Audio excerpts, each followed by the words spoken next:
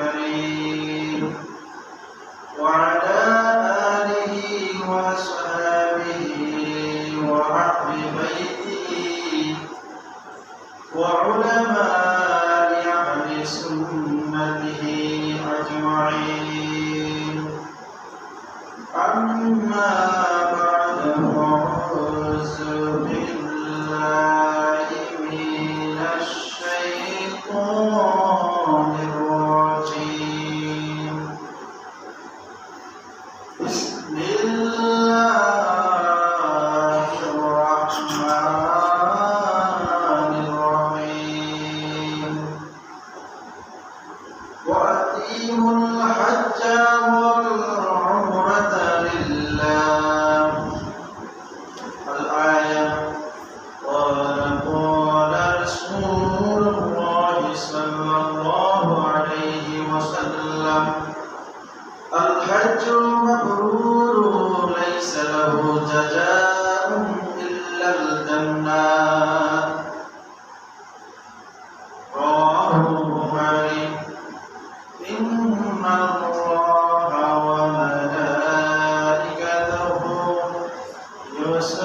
يصلون على النبي يا أيها الذين آمنوا صلوا عليه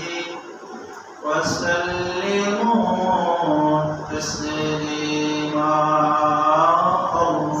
اللهم صل على سيدنا مولانا محمد وعلى آل سيدنا مولانا محمد উড়ে যাও রে আজকের এই জুমার দিনের হাওয়া উড়ে যাও রে মদিনায় এই গোলামদের সালাম খানি পৌঁছাই দিও রাজায় আল্লাহুম্মা সাল্লি আলা সাইয়্যিদিনা মাওলানা মুহাম্মদ ওয়া আলা আলি সাইয়্যিদিনা মাওলানা মুহাম্মদ আল্লাহ যদি দিত ফাঁকা উড়িয়া যাইতাম মদিনায় নাইরে পাখা নাইরে টাকা কেমনে যাব মদিনায় আল্লাহুম্মা সাল্লি আলা সাইয়্যিদিনা মাওলানা মুহাম্মদ ওয়া আলা আলি সাইয়্যিদিনা মাওলানা মুহাম্মদ লা ইলাহা ইল্লাল্লাহ লা ইলাহা ইল্লাল্লাহ লা ইলাহা ইল্লাল্লাহ মুহাম্মাদুর রাসূলুল্লাহ বাইজান কত দূরে মদিনা আমরা কেমনে যাবো জানি না বলেন কত দূরে মদিনা আমরা কেমনে যাবো জানি না দয়া করেন দয়াল আল্লাহ দয়া করেন দয়াল আল্লাহ ওরাও মনের বাসনা লা ইলাহা ইল্লাল্লাহ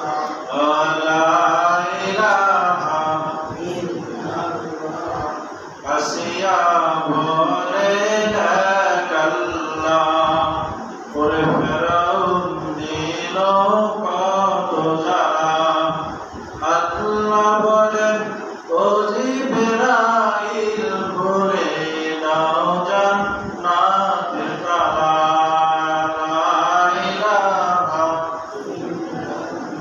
ওয়া লা ইলাহা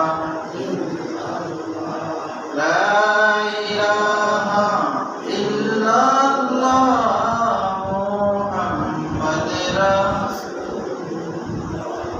بلغ العلا بكماله كشف الدجى بجماله فسلت جميع أسواله صلوا عليه وآله আজ পবিত্র শুক্রবার জুমার দিন 16 মে 2 জ্যৈষ্ঠ 17 জিলকদ মাসের তৃতীয় জুমা আমরা আল্লাহর ঘর জান্নাতের বাগানে প্রবেশ করতে পেরে রব্বুল ইজ্জত মহান দয়াময় আল্লাহর দরবারে আমরা সকলে শুকর আদায় করি, সকলে উচ্চতে একবার আওয়াজ দিয়ে আল্লাহকে খুশি করে বলি আলহামদুলিল্লাহ। লাখো কোটি সালাম ও দুরূদ শরীফ আমার আপনার নবী রহমতের নবী, যেই নবীকে আল্লাহ পাক সৃষ্টি না করলে 18,000 মাখলুকাত আসমান জমিন জান্নাত জাহান্নাম কিছু সৃষ্টি করতেন না। আল্লাহ পাক রব্বুল আলামিন হাদিসে কুদসিতে ইরশাদ করেন লাউলা কালামা আখলাকুল আফলাক, হে হাবিব আমি যদি আপনাকে সৃষ্টি না করতাম, পয়দা না করতাম, কোনো কিছুই আমি পয়দা করতাম না। সুবহানাল্লাহ। সেই নবীর আমরা হতে পেরেছি উম্মত, আমরা আখিরি নবীর উম্মত, আমরা শ্রেষ্ঠ নবীর উম্মত, আমরা নবীদের নবীর উম্মত। সেই নবীর উম্মত হয়ে আমরা নবীজির প্রতি একবার দুরূদ শরীফ আদায় করি সাল্লাল্লাহু আলাইহি ওয়াসাল্লাম। হাজির বর্তমান মাস জিলকদ মাস, হজের মাস। জিলকদ জিলহজ এই দুটি মাস হলো হজের মাস। এই হজের বিষয়ে ব্যাপক আলোচনা আছে। আমরা আজকে আল্লাহ পাকের নির্দেশ মোতাবেক যে ব্যক্তি হজ করবে এর প্রতিদান আল্লাহ তাআলা কি দিবেন সেই বিষয়ে সূরা বাকারা 196 নম্বর আয়াতে, ছোট্ট একটি আয়াত, কিন্তু এর শান ও মর্যাদা অনেক বেশি। আল্লাহ পাক রব্বুল আলামিন ইরশাদ করেন বিসমিল্লাহির রহমানির রহিম ওয়া আতিমুল হজ্জ ওয়াল উমরাতা লিল্লাহ। আমরা যারা হজ করি আল্লাহ পাক ইরশাদ করেন আল্লাহ আর আল্লাহর সন্তুষ্টির উদ্দেশ্যে হজ ও উমরা পূর্ণ করো।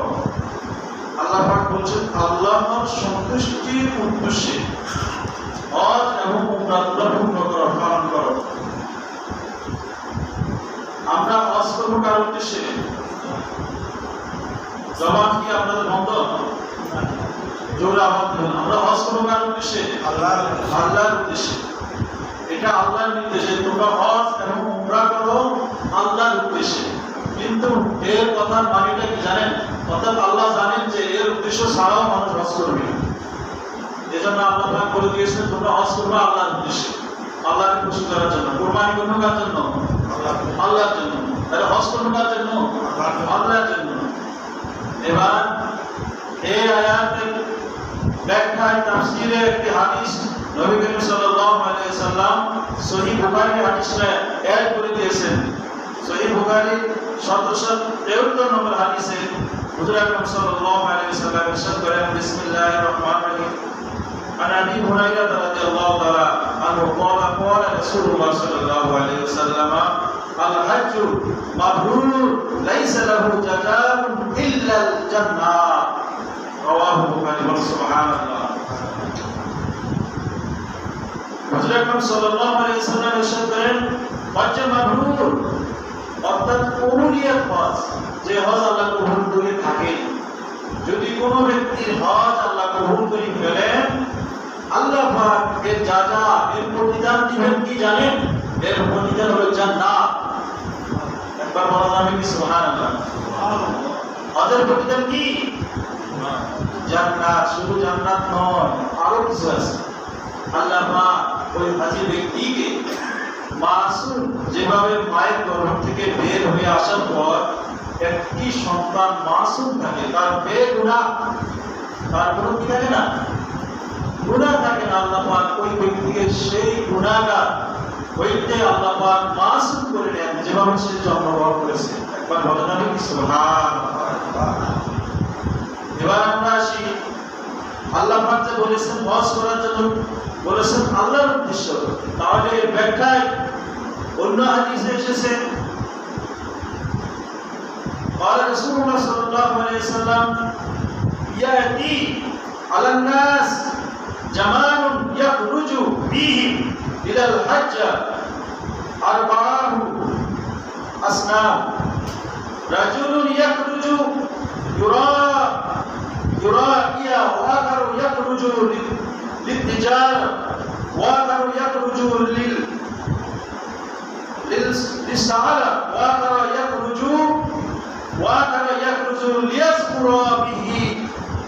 ليذكر به اسمه। অর্থাৎ এটা আরবি আদালতের মামলাটা হচ্ছে হুজুর আকরাম সাল্লাল্লাহু আলাইহি সাল্লাম ইরশাদ করেছেন, আখিরি যুগে, আখিরি জামানায় 60 শ্রেণীর মানুষ হজ করবে। কয় শ্রেণী? আল্লাহ পাক জানেন যে মানুষের বিভিন্ন উদ্দেশ্য নিয়ে মানুষ হজ করতে যায়।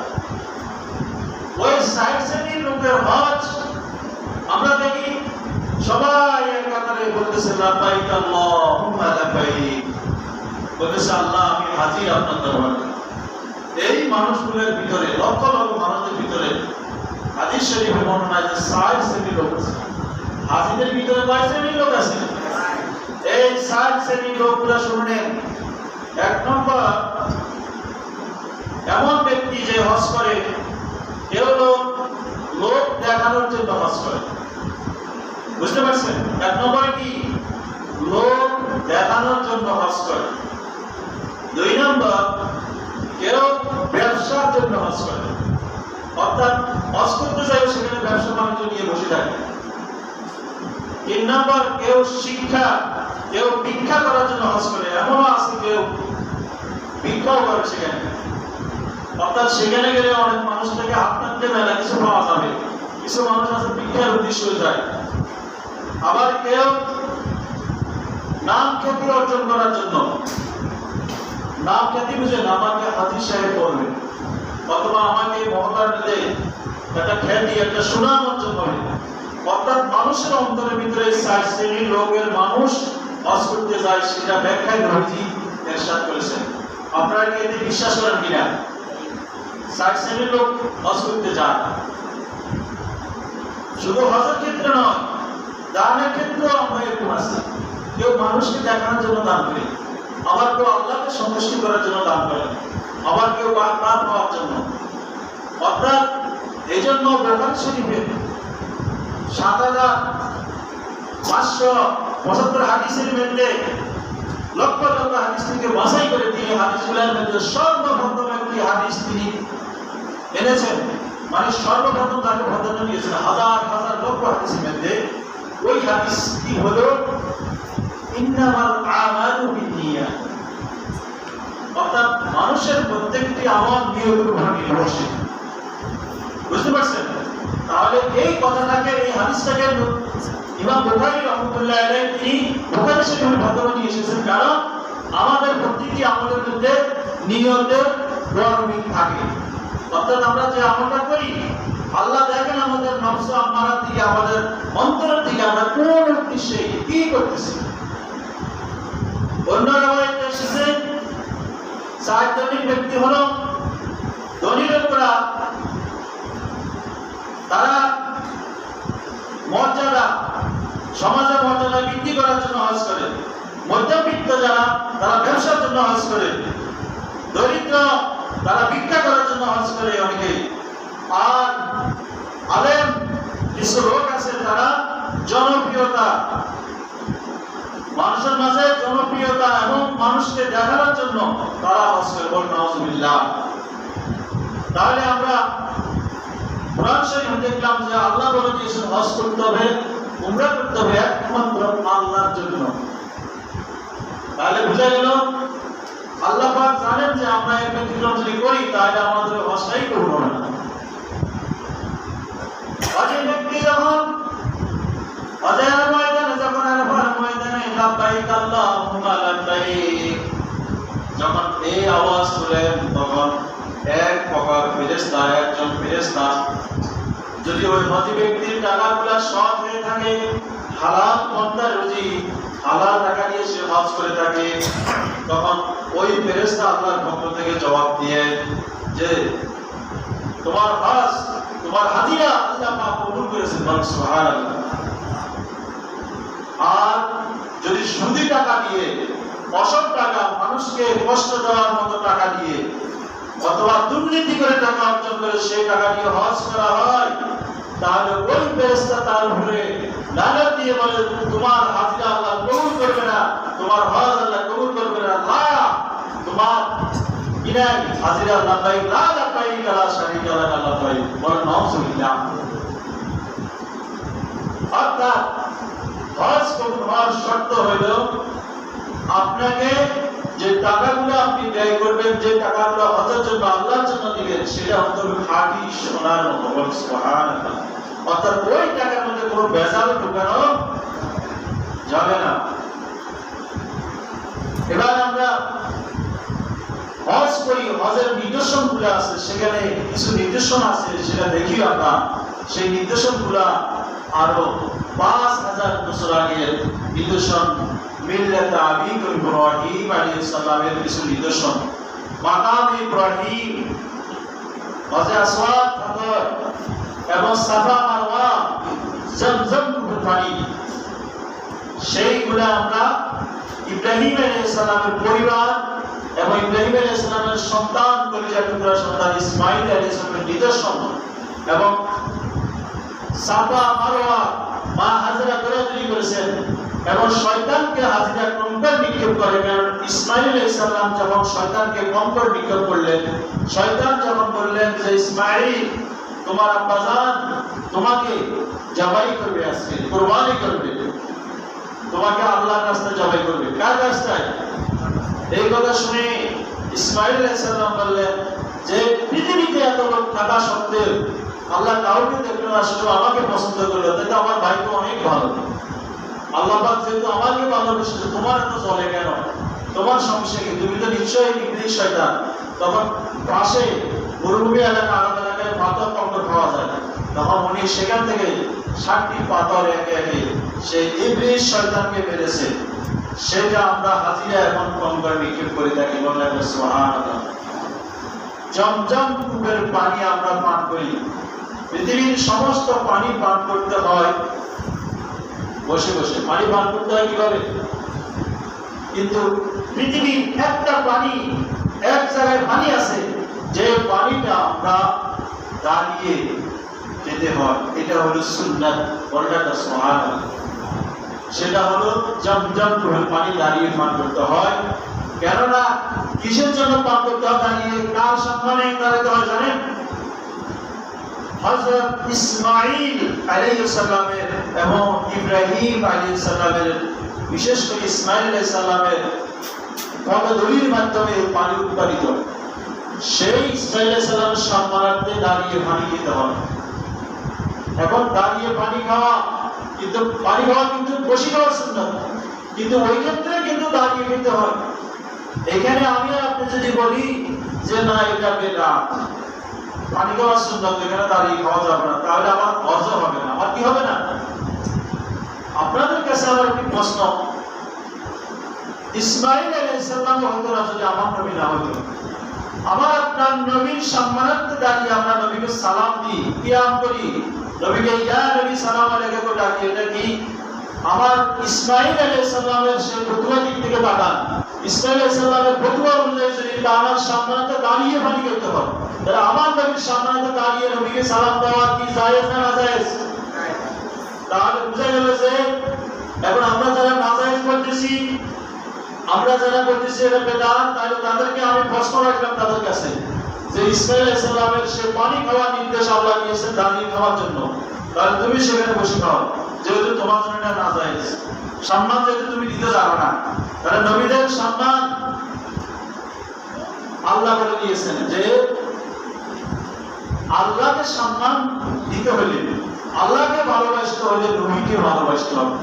এই জন্য আল্লাহ পাক বলে দিয়েছেন, কুল ইন কুনতুম তুহিব্বুনাল্লাহ, যদি তোমরা আমাকে ভালোবাসো। আল্লাহ বলছে কাকে ভালোবাসো? আমরা অনেকে বলে আমরা আল্লাহকে অনেক ভালোবাসি, আল্লাহকে ভালোবাসি বিধাই তো মসজিদে এসেছি, নাকি আল্লাহকে ভালোবাসেন না? আল্লাহকে ভালোবাসেন, কতটুকু ভালোবাসেন? নিজের জীবনের চাইতে বেশি ভালোবাসতে হবে আল্লাহকে এবং আল্লাহর রাসূলকে।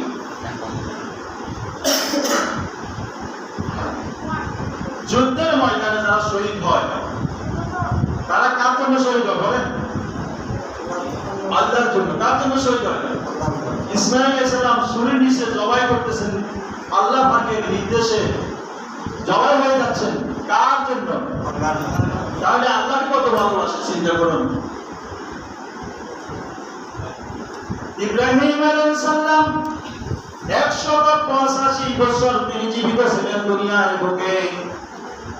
বিবাহ করার পরে 85 বছর বয়স পর্যন্ত, কত বছর? 85 বছর বয়স পর্যন্ত কোনো সন্তান হচ্ছে না গর্ভে। বিবি হাজেরাকে নিয়ে তিনি ঘর সংসার করতেছেন, বিবি সারাকে নিয়ে 85 বছর ঘর সংসার করার পরেও একটি সন্তান তিনি দেখতেছেন না। আল্লাহর দরবারে তিনি ফরিয়াদ করতেছেন সেজদায় করে যে আল্লাহ, আপনি আমার জন্য একটি নেককার সন্তান দান করুন। রব্বানা হাব লানা মিন আজওয়াজিনা ওয়া যুররিয়াতিনা কুররাতা আ'ইউনিন ওয়াজআলনা লিল মুত্তাকিনা ইমামা। এভাবে আমার আপনার নবী মিল্লাত আবিদ ইব্রাহিম আল্লাহর দরবারে ফরিয়াদ করলেন। বৃদ্ধ বয়সে একটি কলিজার টুকরা ফুটফুটে সন্তান তিনি তার গর্ভে জন্মগ্রহণ করলেন। বলেন না সুবহানাল্লাহ। সেই সন্তানের নাম রাখলেন ইসমাঈল। কি নাম রাখলেন? এত বছর পরে যদি একটি সন্তান হয় তাহলে ওই সন্তানকে আদর যত্ন কম করবে না বেশি করবে? ইব্রাহিম আলাইহিস সালাম তার কলিজার টুকরা সন্তানকে বাসায় যাওয়ার সময় আসার সময় সব সময় কোলে নিতেন, বুকে নিতেন, চুমা নিতেন, আদর করতেন, যত্ন করতেন, অত্যাধিক ভালোবাসতেন। নিজের প্রাণের থেকে বেশি ভালোবাসতেন সন্তানকে। এটা ফেরেশতারা আল্লাহকে বললেন যে আল্লাহ, আপনার বন্ধু তো আপনাকে ভালোবাসে, ঠিক আছে, এখন তো ভালোবাসা ভাগ হয়ে গেছে। কি হয়ে গেছে? আপনার ভালোবাসা থেকে কিছু কমে আপনার এখন সে তার সন্তানকে ভালোবাসতেছে। আল্লাহ বলছেন তাহলে তোমরা দেখো আমার বন্ধুকে, তাহলে আমি একটু পরীক্ষা দিয়ে দেখি আসলে কি সে কি আমাকে আশিকের মাসুকের মাঝে কোনো কি নাই, মাঝখানে কোনো এখানে প্রতিদ্বন্দ্বী থাকতে পারে না। বলেন সুবহানাল্লাহ। আল্লাহ চান যে ইব্রাহিম আলাইহিস সালাম পরিপূর্ণভাবে 100% আল্লাহকে ভালোবাসবেন, এর মাঝে কোনো দেওয়াল করতে পারবে না। যদি থাকে সেটা আল্লাহ পরীক্ষার মাধ্যমে সেটা যাচাই করতেছেন, আমার বন্ধু কি আসলে কি আমার প্রতি কোনো দুর্বলতা আছে কিনা। বলেন সুবহানাল্লাহ। এটা হচ্ছে আল্লাহ তাআলার লীলা খেলা। আল্লাহ পাক ফেরেশতাদেরকেও জানাই দিলেন যে আমার বন্ধু। তখন তিনি স্বপ্নের মাঝে ইব্রাহিম আলাইহিস সালামকে বলে দিলেন যে তুমি তোমার কলিজার টুকরা সন্তানকে তুমি কুরবানি করো, অর্থাৎ জবাই করো আমার জন্য, আল্লাহর জন্য জবাই করার জন্য বলছে। কার জন্য? এবার ইব্রাহিম আলাইহিস সালাম চিন্তা করলেন যেহেতু আল্লাহ পাক রব্বুল আলামিন আমাকে নির্দেশ দিয়েছেন, অবশ্যই পৃথিবীতে আমার সবচেয়ে আপন, সবচেয়ে প্রিয়, সবচেয়ে ভালোবাসার পাত্র হবে আমার আল্লাহ। এভাবে আল্লাহ এই বিষয়ে আমি বিস্তারিত করে আলোচনা করব। বিষয়টা হলো ইসমাঈল আলাইহিস সালামের সে জমজম কূপের পানি।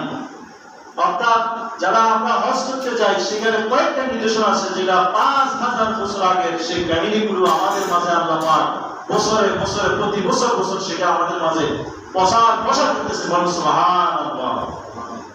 এটা হচ্ছে নবীদের সেই কাহিনী। সেই ইসলামিক মোতাবেক আমরা যদি হজের মৌসুমে আলোচনা না করি তাহলে আল্লাহর দরবারে আমাদেরকে জবাব দিয়ে করতে হবে, কেননা এই সময় আলোচনা ওই বিষয়গুলোকে আপনাদের কাছে মানুষের মাঝে প্রচার করতে হবে। এটা আল্লাহর নির্দেশ। এবং হজ করার ব্যক্তিদের কয়েকটি সুন্নাত আমল আছে এবং হজ ব্যক্তিদের কিছু গুনাহ থেকে বেঁচে থাকতে হবে। সেই বিষয়গুলো হলো, 1 নম্বর, হজ ব্যক্তিরা হজ করার পূর্বে সদকা, এলাকার গরিব অসহায় মানুষকে সদকা দিবেন বেশি বেশি করে। কেননা আপনার পাশে দেখবেন যে অভুক্ত ব্যক্তি যদি পড়ে থাকে, আপনি হজ করতেছেন কিন্তু আপনার পাশের ব্যক্তি 3 দিন ঢাকায় আসে, 2 দিন ঢাকায় আসে, আপনার উচিত হবে তাকে কিছু সাহায্য করা, তাকে কিছু সহযোগিতা করা। এটা হজি ব্যক্তিদের উপর আল্লাহর নির্দেশ। আর হজ করার সময় এখানে মহিলা পুরুষ একসাথে হজ করে কিনা? আপনাকে ওই সময় মনে রাখতে হবে, ওই সময় আপনাকে ঘোরা করা যাবে না, অর্থাৎ কোন মহিলার দিকে আপনি কোন নজরে তাকাতে পারবেন না, তাহলে আপনার সমস্ত হজ কি হয়ে যাবে?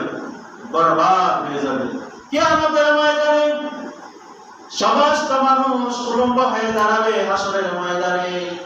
এই বয়ান নবীজি করতেছেন, সাহাবায়ে কেরাম নবীজির আহলে বায়াত, নবীজির বিবিগণ এই আলোচনা শোনার পরে মা আয়েশা রাদিয়াল্লাহু তাআলা আনহা তিনি প্রশ্ন করলেন, ইয়া রাসূলুল্লাহ ওয়া ইয়া হাবিবাল্লাহ, ওই হাসরের ময়দানে লক্ষ লক্ষ জনতার সামনে আমরা আপনার নবীর পরিবার, আমাদেরও সেইখানে যদি এভাবে উলঙ্গ দাঁড় করানো হয়, সেইখানে আমরা তো লজ্জাহীনতা অবস্থায় ও আমাদের লজ্জাস্থান তো দেখে ফেলবে। এই প্রশ্ন করলেন মা আয়েশা রাদিয়াল্লাহু তাআলা আনহা। হুজুর আকরাম সাল্লাল্লাহু আলাইহি সাল্লাম জবাব বললেন, ও আয়েশা রে, ওটা এমন একটা ময়দান যেই ময়দানে কেউ কারোর দিকে তাকাবার মতো কোনো সময় নাই। বলেন একবার সুবহানাল্লাহ। ওই কিয়ামতের ময়দানে মানুষ ঘামে এরকম ভিজে যাবে, কেউ ঘামে সাঁতার কাটবে, আবার কেউ ঘামের ভেতরে সে ডুবে যাবে, কারো গলা পর্যন্ত পানি হবে, অর্থাৎ ঘামের পানি। বারা সূর্যের তাপ সোয়া হাত মাথার উপরে থাকবে, বারবার সূর্য একটি সূর্যের তাপ আমরা সইতে পারি না। কিন্তু ওই কিয়ামতের হাসরের ময়দানে আল্লাহ পাক বারটি সূর্য দিবেন। এখন সূর্য আমাদের তাপ দেয় ভিত দিয়ে, কিন্তু তখন বুক দ্বারা সামনের মানে ব্যাকপার্ট দিয়ে এখন আমাদের তাপ দিচ্ছে, কিন্তু সম্রাট ফ্রন্ট সাইড দিয়ে তখন আমাদেরকে তাপ দিবে বারটা সূর্যের তাপ। সে হাসরের ময়দানে যখন নফসি নফসি সবাই বলতে থাকবে, ওই সময় কেউ কারোর দিকে নজর দিতে পারবে না। অনুরূপ ভাবে হজি ব্যক্তিদের উচিত হবে ওই হাসরের ময়দানের মতো আমি এখন হাসরের ময়দানে এখন আল্লাহ তাআলা হাজির লাব্বাইক আল্লাহুম্মা লাব্বাইক ইন্নাল হামদা ওয়ান নি'মাতা লাকা ওয়াল মুলকু লা শারীকা লাকা লাব্বাইক। এভাবে আল্লাহর দরবারে যখন তালবিয়াগুলো তিনি পড়তে থাকেন, সমস্ত ফেরেশতারা আসেরা ওই হাজিদের সাথে সেই তালবিয়াগুলো পড়তে থাকেন। বলেন সুবহানাল্লাহ। জিলহজ মাসে, জিলহজ মাস সামনের মাস যে মাসটি আসছে, জিলহজ মাসে কিছু রোজা আছে। ওই রোজাগুলো যদি কেউ রাখেন, জিলহজ মাসের 1ম তারিখ থেকে 9ম তারিখ পর্যন্ত, জিলহজ মাসের 10 তারিখ কিন্তু রোজা রাখা যাবে না, ওটা হজ তারিখ, ওটা কোরবানির তারিখ, কোরবানির ঈদের দিন। ঈদের আগের দিন পর্যন্ত আপনার হজিরা, এমনকি আমরা যারা সাধারণ আছি, আমরা যদি একটি রোজা রাখি 8 এবং 9 জিলহজ এই 2 তারিখ বাদে আগেগুলো বলি, আগে যদি কেউ রোজা রাখে, একটি রোজা রাখলে তার 1 বছরের সমতুল্য রোজা রাখার সওয়াব আমলনামায় লেখা হয়। সুবহানাল্লাহ। আর এই মাঝে 2টি দিন আসে উল্লেখযোগ্য, সেটা হলো 8 জিলহজ। ওই জিলহজ 8 জিলহজ কোন ব্যক্তি যদি একটি রোজা রাখে, আল্লাহ পাক রব্বুল আলামিন তার আমলনামায় 1000 গোলাম আযাদ করা, 1000 উট আল্লাহর রাস্তায় সদকা দেওয়া, 1000 গোলাম মাল সামানা সহ যুদ্ধের ময়দানে দান করার সমতুল্য সওয়াব তার আমলনামায় লিখে দেন। বলেন সুবহানাল্লাহ। 9 জিলহজ কোন ব্যক্তি যদি ওই আরাফার ময়দানে যখন মানুষগুলো একত্রিত হয়ে যাবে, ওই দিন যে ব্যক্তি রোজা রাখবে, আল্লাহ পাক 2000 গোলাম আযাদ করা, 2000 গোলাম আযাদ করা সোজা ব্যাপার। 2000 গোলাম আযাদ করা, 2000 গোলাম, 2000 উট আল্লাহর রাস্তায় দান করার সমতুল্য সওয়াব ওই বান্দার আমলনামায় লিখে দেন। বলেন সুবহানাল্লাহ। এই জিলহজ মাস মহান মধ্যে মাস, বরকতময় মাস, গুনাহ মাফ করার মাস। বাবা আদম ও হাওয়া আলাইহিস সালামকে আরাফাতের ময়দানে জিলহজ মাসের 10 তারিখে ক্ষমা করে দিয়েছেন। বলেন সুবহানাল্লাহ। ওই মর্মান্তিক কিছু ঘটনা আছে, ঐতিহাসিক সেই ঘটনাগুলো ইনশাআল্লাহ আমরা ধাপে ধাপে সামনে দিকে এগিয়ে যাব। আল্লাহ পাক আমাদেরকে হজের পবিত্রতা রক্ষা করে যেন আমরা হজ করতে পারি, একমাত্র আল্লাহর উদ্দেশ্যে যেন আমরা হজ করতে পারি, সেই তৌফিক আমাদের দান করে সকলে বলি আমিন। ওয়া আলহামদুলিল্লাহি রাব্বিল আলামিন। আসসালামু আলাইকুম ওয়া রাহমাতুল্লাহ।